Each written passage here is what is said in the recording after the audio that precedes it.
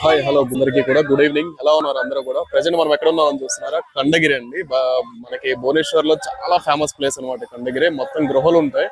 అది అనుకున్నటువంటి అండి అంతా కూడా ఖండగిరి ఉదయగిరి కేవ్స్ అండి. మనకి ఇక్కడ భువనేశ్వర్ లో ఉన్నాయి ఇవి.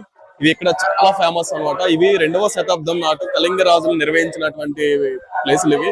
ఇవి జైన్లు, అలాగే జైన్ల కోసం వాళ్ళ తపస్సులు ఇవన్నీ చేసుకోవడానికి వాళ్ళ నివాసాలుగా ఏర్పరిచినటువంటి మొత్తం ఇటు హిస్టరీ ఏంటన్నది మనం లోపలికి వెళ్ళి చూద్దాం ఎలా ఉన్నాయి అంత.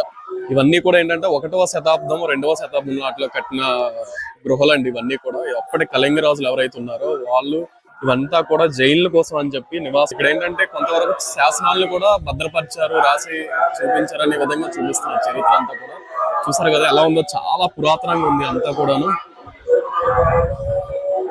చూడండి మొత్తం ఇదంతా కూడా వాళ్ళు ధ్యానం చేయడానికి, తపస్సులు చేయడానికి అంటూ నిర్వహించుకున్నటువంటి ప్రదేశాలు ఇవన్నీ కూడా చాలా పురాతనంగా ఉన్నాయి అంతా కూడాను.